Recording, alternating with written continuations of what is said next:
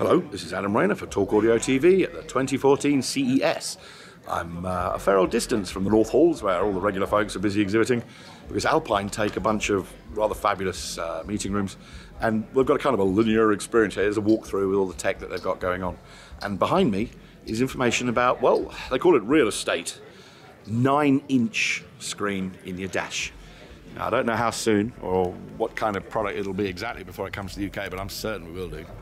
Aviana's biggest and best. Your home has a massive television. Your desk has a huge monitor. Isn't your dash missing something?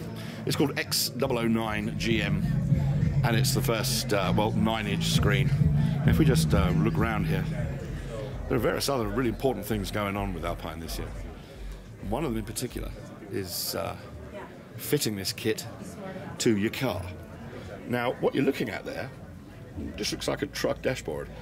It's for a GM truck, and all of those parts, including the illumination, are in fact supplied by Alpine. The buttons have got the most deliciously solid breakout force. I don't know if you can actually hear that clickety-click. Here we go. There is a genuine OEM one over here. In fact, let's go back and have a quick look at that. And the buttons are all squishy. You can't really tell until you've seen it as to exactly what it is.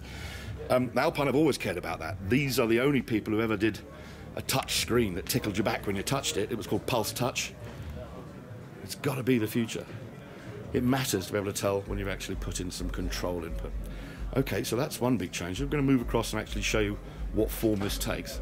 So I'll just sign off here and we'll move over to the whole row of truck. Now, seeing is believing. 8-inch installation solutions for trucks, SUVs and cars too. What this means is that in the same way that Connect 2 make panels and interfaces, what Alpine have sorted out the supply of is the brackets, the mountings, the panel.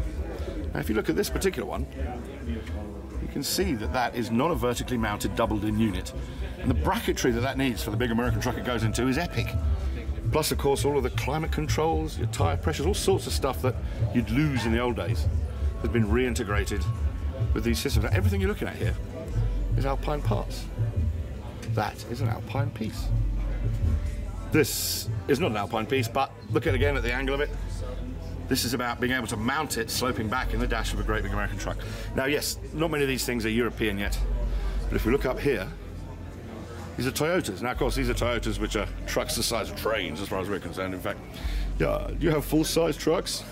Look at that. Yep, that's a little bit more robust than we'll be talking about in UK. But the point is that they're now doing this stuff, which means that if you really do need to get that doubled into a vehicle that needs a kit, before very long, I'm certain we're going to be getting this kind of thing in Europe too. Okay, let's go and look at some of the new base solutions I have over here that are only for the American market, guys, unless enough of you make a fuss. Okay, this is the PWA S10V. It's made specifically for the US market. You can see that it's active, it's got a baseline woofer in it, which more in a moment, which is ported. Seriously affordable.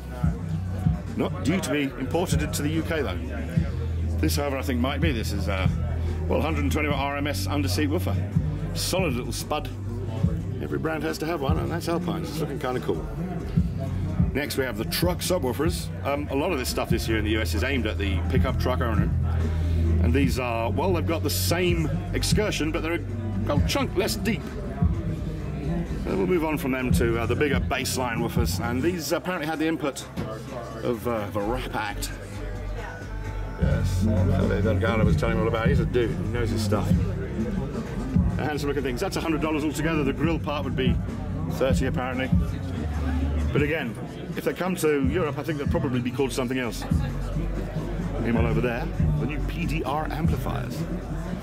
Now the issue with these is ever yet more power density. The fidelity is astonishing on these things. I did a review on the earlier PDXs. They end up getting fitted into Murcielagos at Auto Audio, driving monstrously expensive speaker systems. And they've got these two on demo so you can pick it up and feel what their Donald Gennaro rating is.